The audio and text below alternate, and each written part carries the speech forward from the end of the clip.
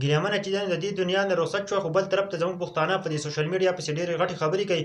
څنګه چې تاسو ته پته ده چې نو هغه ایشتلې ده او هغه د دنیا نه رخصت شوې ده. ګیلمنه چې نو په دې دنیا کې اوس نشته دی.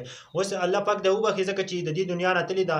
موږ له پکار نه چې موږ په هغه پسې خبرې وکړو، ځکه چې ټیک ټاک ته راوستله پښتنو، وایرل کړه پښتنو او عزت ول چې نن پښتنو ورکو، پښتنو ول لایک ورکو، دغه نه پس ویشته پښتنو، دغه نه پس پښتانه پسې خبرې کوي. نو بالکل دې نه ده پکار کنه. تاسو ولې سپورټ کوله، دومره سپورټ کوله، تاسو دومره وایرل کړه چې هغه فحاشي خوروله. او بل طرف ته زمونږ پښتانه پسې دومره خبرې کوي، وایي خلک چې دې نه خلاص شو، دې فحاشي خوروله او دې فحاشۍ ته جوړه کړې زمونږ پښتنو ورونو ده. ځکه چې تاله ویډیو مخې له راځي، ته ولې لایک ورکړې، ته زنانه چې دی نو هغه فالو کړې او هغه له لایک ورکړې، هغه له کمنټ کې، خامخا به هغه مخې ته ځي.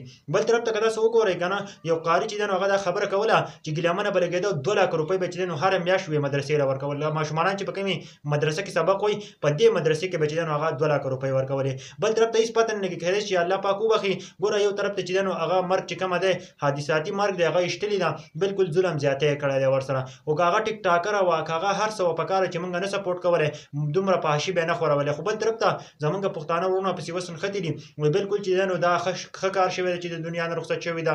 ګوره د بل په مرګ باندې به چېرته هم نه خوشحالېږي چې هغه د دنیا نه رخصت شو او ته راځې په هغه باندې خوشحالېږې او هغه چې وایي خلک چې د دنیا نه رخصت شوې ده.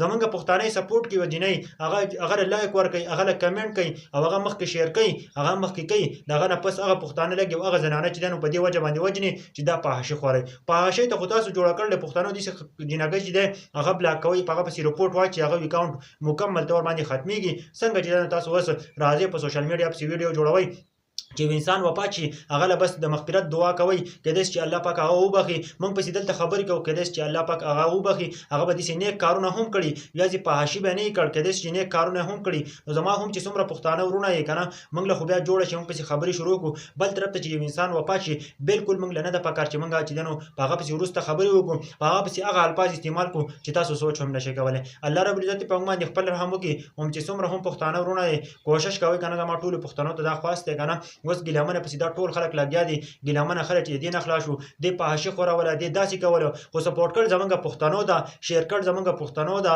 لایک زمونږ پښتنو ورکړی دی، کمنټ زمونږ پښتنو کړی دی. د هغه نه پس هم مخکې ځي او بیا وایي که نه، وایي دې فحاشي کوله، خلک چې د دنیا نه رخصت شوله، بیا چې دی نو دې پښتنو ویشتله.